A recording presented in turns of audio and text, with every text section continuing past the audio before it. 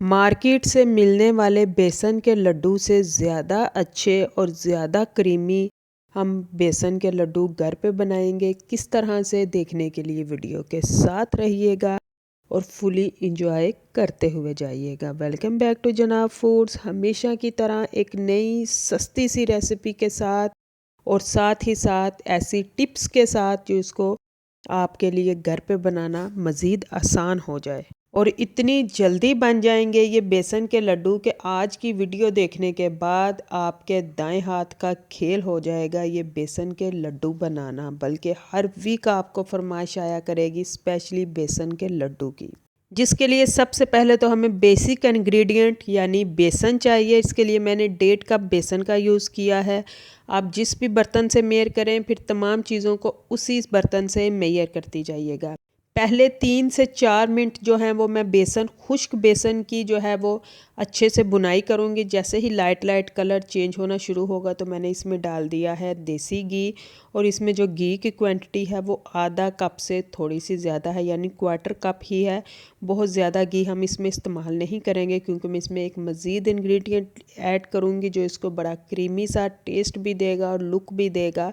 तो इसलिए घी की इतनी क्वांटिटी ही रखेंगे। दूसरा, अगर हम घी को बराबर मिकदार में डालेंगे तो फिर हमारे लड्डू जो हैं वो क्रिस्पी नहीं होंगे, बड़े ढीले ढीले बनेंगे। इसलिए 1/4 कप ही घी काफ़ी होगा। बिल्कुल मीडियम फ्लेम पे मैं इसकी बुनाई करती रहूँगी। साथ ही मैंने आधा चम्मच इसमें है फूड कलर का ऐड किया है। जो जर्दा कलर है वो इस लड्डू को मज़ीद कलर को इन्हेंस करेगा और चमक पैदा करेगा। और बुनाई के लिए जो टोटल टाइमिंग हमें दरकार होती है बेसन की बड़ी अच्छे वाली, और साथ ही हमें इसकी खुशबू भी फील हो, तो वो 12 से 13 मिनट टोटल लगते हैं। अगर हम फ्लेम को बिल्कुल मीडियम रखें और मुसलसल चलाते रहें तो 12 से 13 मिनट के दौरान हमारा बेसन जो है वो बड़ा अच्छे से भुन जाता है और उसकी खुशबू भी आना शुरू हो जाती है और साथ ही साथ टेस्ट भी बहुत ही इन्हेंस हो जाता है। साथ ही मैं इसमें ऐड कर दूंगी 5 से 6 अदद मैंने सब्ज़ इलायची ली थी, जिनको बिल्कुल दरदरा किया, पाउडर नहीं बनाया। इस फॉर्म पे आके जैसे ही बेसन भुनने की खुशबू आना शुरू हो जाएगी तो मैं इलायची को ऐड करूँगी। उसके बाद 1 कप इसमें जाएगा चीनी का। चीनी को हम इसमें पाउडर फॉर्म में ऐड नहीं करेंगे बल्कि एज़ इट इज़ ही दानादार ही ऐड करेंगे। और जब वो इसमें मेल्ट होगी तो इसमें एक लेस पैदा होगी जो कि बेसन के लड्डू को आपस में जोड़ने में भी मदद करेगी। मज़ीद भी मैं इसमें इंग्रेडिएंट डालूंगी। और जिनको शिकायत रहती है कि वो अगर बेसन के लड्डू बनाएं तो उनकी बाइंडिंग अच्छी नहीं होती, तो आज की वीडियो देखने के बाद आपकी ये शिकायत बिल्कुल ख़त्म हो जाएगी। साथ ही मैंने इसमें डाल दी है बारीक ग्रेट की हुई नारियल।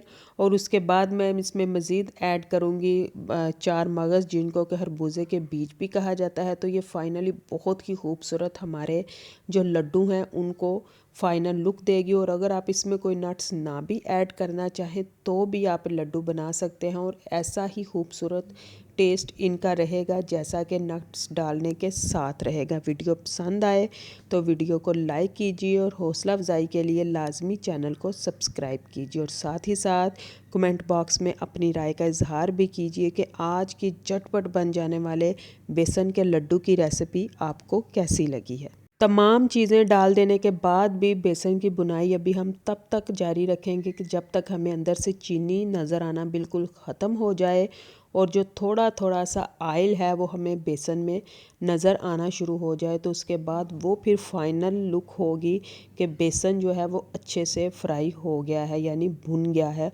और खुशबू तो बताएगी। लेकिन इसी के साथ हमें इसकी खूबसूरत बाइंडिंग के लिए और क्रीमी टेस्ट देने के लिए मैं इसमें ऐड करूँगी दूध की मलाई, जो कि दूध से ऊपर से हटाने के बाद मैंने इकट्ठी की थी। लेकिन इसका भी मैं ऊपर से पार्ट लूँगी ताकि इसमें दूध ऐड ना हो। और साथ ही मैं फ्लेम को ऑफ़ कर चुकी हूँ।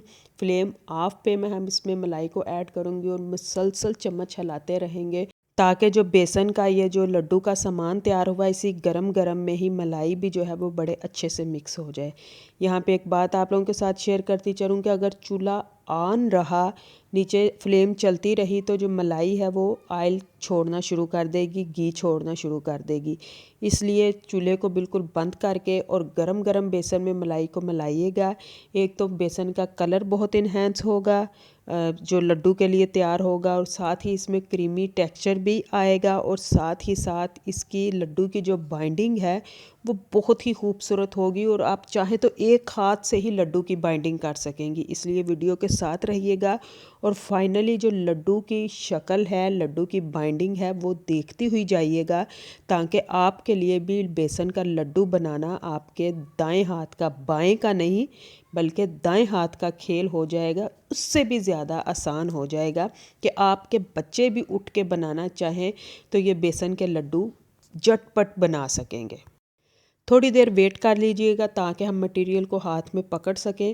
تو یہ دیکھیں فائنلی اتنے خوبصورت، اتنے چمکدار، اتنے کریمی سے بیسن کے لڈو بن کے تیار ہیں، اور اگر آپ اس مٹیریل کو ٹھنڈا کر کے لڈو بنانا چاہیں تو بھی لڈو بنیں گے اور بائنڈ بھی ہوں گے۔